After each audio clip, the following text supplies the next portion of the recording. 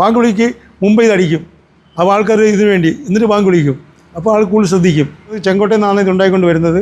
ഇത് കിളയി കഴിഞ്ഞാൽ അടുത്തത് കൊണ്ടുവരും. അങ്ങനെ നെറ്റിപ്പട്ടം കെട്ടിയ ആനകളും പിന്നെ ചെണ്ടമേളം, പമ്പമേളം, ദാസരം എല്ലാം വെച്ചുകൊണ്ടാണ് വരുന്നത്.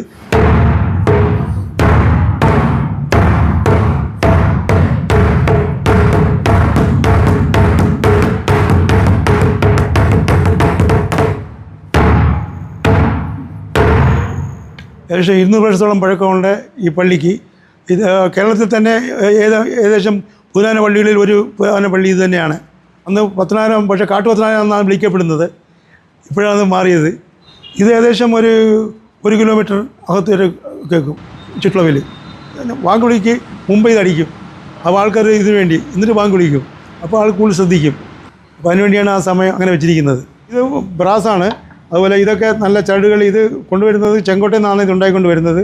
ഇത് കിളയി കഴിഞ്ഞാൽ അടുത്തത് കൊണ്ടുവരും. അങ്ങനെ എല്ലാം ബ്രാസാണ്. അതുകൊണ്ട് ഇപ്പോഴും ഒരു കുഴപ്പമില്ലാതിരിക്കുന്നു ഇത്രയും വർഷമായിട്ട്. ഏകദേശം 150 വർഷത്തിന് മേളിലുണ്ട് പഴക്കം. അന്ന് മൂലം ഇത് ഇത് ലാസ്റ്റ് പിന്നെ അത് കൊണ്ടുവന്നിട്ടില്ല. അന്നത്തെ വലിയൊരു ആശ്വാസ ഇതായിരുന്നു. സമയം അറിയാൻ വേണ്ടിയുള്ള നല്ലൊരു പരിപാടിയായിരുന്നു. പിന്നെ എന്തെങ്കിലും നമ്മൾ പൊതുയോഗമോ അതുപോലെ വരികയാണെങ്കിൽ നഗരടിക്കും. പൊതുയോഗ സമയത്ത് നഗരടിക്കും. അപ്പോൾ ആൾക്കാർ കൂടും. അങ്ങനെയാണ് ഇതിൻ്റെ സംവിധാനം. നഗരടിക്കുമ്പോഴത്തേക്ക് ആൾ വരും.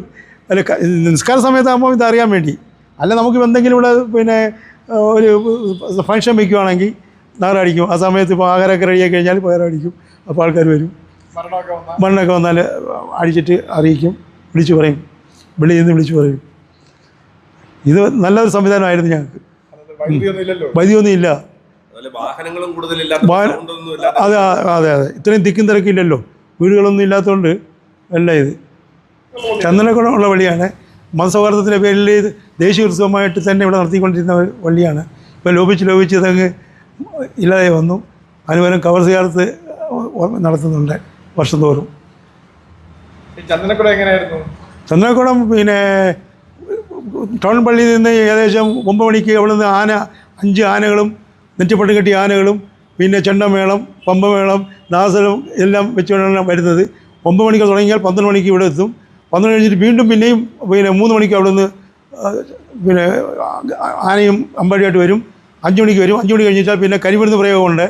അതിനകത്ത് പഴയ മാലൂർ കുമാരൻ, കണ്ടങ്കാളി, പിന്നെ കുഞ്ഞുവാവ മുതലായ വലിയ പ്രസിദ്ധരായവരാണ് മത്സരം നടത്തുന്നത്. ഇതിനിടയ്ക്ക് പിന്നെ പാട്ട് കച്ചേരി, കഥാപ്രസംഗം അതൊക്കെ ഉണ്ട്. ആ ദിവസം സാംസ്കാരിക കേന്ദ്രമായി പോയിക്കൊണ്ടിരിക്കുകയായിരുന്നു. ഇപ്പോൾ അത് ലോപിച്ച് അതില്ലാതെ നടക്കാതെ വന്നു. ഇപ്പോൾ അതിന് പരമായിട്ട് കവർ ചെയ്യാത്ത എല്ലാ വർഷവും മാർച്ച് 4-5 തീയതികൾ വയ്ക്കുന്നുണ്ട്. ഒരു ഇതുമില്ലാതെ മുഴുവൻ സ്ഥലങ്ങളിൽ നിന്ന് ആൾ വരും. ഒരു അഡ്വർടൈസ്മെൻ്റ് ഒന്നും ഇല്ലാതെ തന്നെ ഈ ദിവസം ഇപ്പോഴും വന്നുകൊണ്ടിരിക്കുന്ന ആൾക്കാർ ആ ഒരു ഓർമ്മയ്ക്കായി. നോട്ടീസൊന്നും അടിച്ചിറക്കത്തില്ല. ഒരു നോട്ടീസിലോ ഒരു അഡ്വർടൈസ്മെൻറ്റിലോ ഒന്നുമില്ല. ഈ ദിവസം ഇപ്പോൾ ഇന്ന് കഴിഞ്ഞതേ ഉള്ളൂ. ആൾക്കാർ വന്ന് അവർ നേർച്ച വീട്ടിലേക്ക് പോകും. കൂടുതലും മറ്റുള്ള ഉള്ളവരാണ് വരുന്നത്. കൊല്ലം ജില്ലയിൽ പ്രധാന സ്ഥലത്താണ് ഈ പള്ളി ഇരിക്കുന്നത്. എല്ലാ കാര്യങ്ങളും നാനാവിധ മതസ്ഥരുമായിട്ട് എല്ലാം ഓരോ കാര്യത്തിനു വേണ്ടി ഇവിടെ വരികയും നമ്മളത് പരിഹരിക്കുകയൊക്കെ ചെയ്യുന്ന ഒരു സംവിധാനം ഇവിടെ ഉണ്ട്. ഇപ്പോഴും നടന്നുകൊണ്ടിരിക്കുകയാണ്. പല പ്രശ്നങ്ങൾ വന്നാലും നമ്മളത് പരിഹരിച്ചു കൊടുക്കും. പിന്നെ റംസാൻ മാസത്തിൽ നോയമ്പ് കഴിഞ്ഞ് ഒരു മാസം വെളിയിൽ നിന്ന് വരുന്ന പല മതക്കാരുമാണ് കൂടുതലും വരുന്നത്. അവർക്കെല്ലാം വീടുകളിൽ എത്തിച്ചു കൊടുക്കും. 300 വീടുകളിൽ എത്തിച്ചു കൊടുക്കും.